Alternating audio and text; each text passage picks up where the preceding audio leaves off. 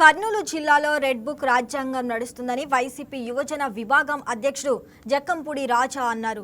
సంక్షేమ పథకాలు సరిగ్గా అమలు కావటం లేదన్న జక్కంపూడి రాజా ప్రభుత్వం కేవలం వైసీపీ నేతలను టార్గెట్ చేస్తుందన్నారు.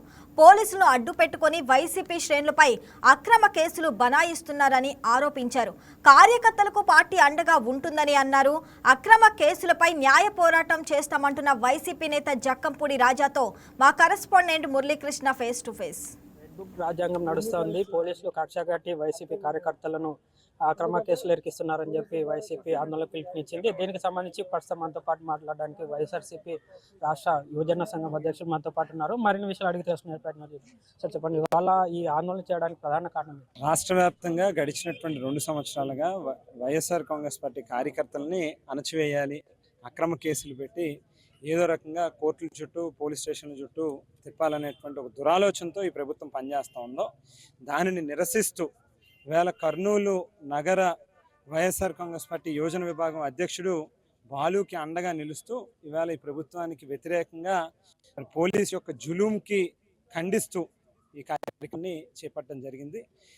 ముఖ్యంగా బాలు మనం చూస్తే నగర యువజన విభాగం అధ్యక్షుడిగా పనిచేస్తున్నటువంటి వ్యక్తి, తన మీద అనేక అక్రమ కేసులు, ఫ్యాబ్రికేటెడ్ కేసెస్, ఆఖరికి సారా కేసును కూడా పెట్టినటువంటి పరిస్థితి. ఒక బోయా కమ్యూనిటీ, ఒక బీసీ కులం నుంచి చక్కగా చదువుకున్నటువంటి వ్యక్తి, పాపం తండ్రి లేడు, రాజకీయాల్లో ఒక ఆసక్తితో ప్రజలకు మంచి చేయాలి, జగనన్న నాయకత్వంలో ఈ రాష్ట్రానికి మంచి చేయాలనేటువంటి ఒక మంచి ఆలోచనతో ముందుకు వచ్చినటువంటి వ్యక్తిని ఏదో రకంగా ఆ పార్టీ జెండా పట్టుకోనివ్వకుండా బెదిరించాలి, భయపెట్టాలి అని చెప్పి అతన్ని అనేక రకాలుగా ఇబ్బంది పెడుతూ ఉన్నారు. సో తనకి ఒక భరోసాను కల్పిస్తూ రాష్ట్ర వ్యాప్తంగా వైఎస్ఆర్ కాంగ్రెస్ పార్టీ యువజన విభాగం ప్రతి జిల్లాలోని కూడా ఈ యొక్క దమనకాండని, ఈ పోలీసుల యొక్క తీరుని ఎండగడుతూ ప్రతి జిల్లాలో ఇప్పటికే కార్యక్రమాలు నిర్వహించడం జరిగింది.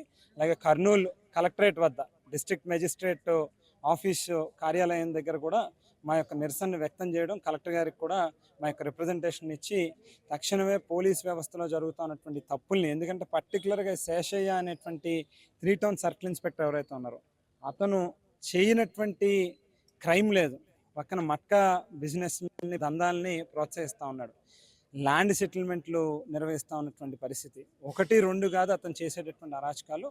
సో అటువంటి వాళ్ళు పోలీసు డిపార్ట్మెంట్కే మచ్చ, ఇమీడియట్గా అతన్ని విధుల నుంచి తప్పించి చెప్పి కూడా కలెక్టర్ గారిని కోరడం జరిగింది. ఆమె కూడా దాని మీద పరిశీలించి తగినటువంటి, అంటే మీరు సిఏ శేషయ్య గారి మీద చేస్తున్నటువంటి ఆరోపణలు ఏవైతే ఉన్నాయో నిజంగా అతను చేశాడన్న ఎవిడెన్స్ మీ దగ్గర ఉందా సార్, లేదంటే ఎవిడెన్స్ బయట పెడతారా? ఇంకేం స్పష్టం అన్న, నీ మీద తీసుకొచ్చి సారా కేసు పెట్టి నువ్వు సారా బిజినెస్ చేస్తున్నావు నువ్వు ఒప్పుకుంటావా? అసలు చాలా క్లియర్ ఫ్యాబ్రికేటెడ్. అతను చక్కగా చదువుకున్నాడు పిల్లాడు, పార్టీలో తిరుగుతున్నాడు అనేది ఒకే ఒక్క ఉద్దేశంతో సారా కేసు పెట్టారు, డ్రగ్స్ కేసు పెడతా ఉంటున్నారు, ఉన్నవి లేని కేసులు పెడతా అంటే పోయి హైదరాబాద్లో బతుకుతున్నాడు అతను. సరే, ఏదో నిన్ననో మొన్ననో వాళ్ళు పెట్టినటువంటి అక్రమ కేసుల కారణంగానే వాయిదాకు వస్తే, కోర్టులో అటెండ్ అవ్వడానికి వస్తే మళ్ళీ తిరిగి ఇంటికి వెళ్ళి బెదిరించేటటువంటి కార్యక్రమం పోలీసు వాళ్ళు చేసేదానికి దానికేం ప్రూఫ్లు ఉంటాయి? మొన్న సతీష్ లోడ్ చనిపోయాడు, 26 ఏళ్ళు 27 ఏళ్ళు, ఐటీడీపీ జిల్లా అధ్యక్షుడు చేసినటువంటి హెరాస్మెంట్కి చనిపోయాడు. దానికి సంబంధించినటువంటి మొత్తం ప్రూఫ్లతో ఎస్వి మోహన్ రెడ్డి అన్న ప్రెస్ మీట్ పెట్టి మొత్తం అన్ని చెప్తే దాని మీద ఏమన్నా ఎక్కడైనా కదలిక ఉందా?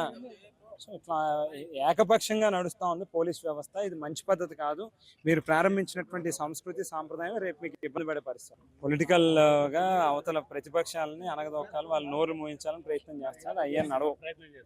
ప్రస్తుతం కర్నూలు పట్టణంలో నెలకొన్నటువంటి ఉధృత పరిస్థితుల నేపథ్యంలో కర్నూలు 3 టౌన్ సిఐ మీద వైఎస్ఆర్సీపీ పార్టీలు అయితే గురుగా ఉన్నారు. ఏదైతే అతను కావాలనే తమ పార్టీ కార్యకర్తలను అన్యాయంగా అక్రమ కేసులు బనాయించి కార్యకర్తలను ఇబ్బందులు గురి చేస్తున్నాడు, తక్షణమే అతన్ని విధుల్లో నుంచి తొలగించాలని చెప్పి కూడా కలెక్టర్ని కోరామని చెప్తా ఉన్నారు. వీడియో జర్నలిస్ట్ అశోక్తో మురళీకృష్ణ, వైకే టీవీ, కర్నూలు.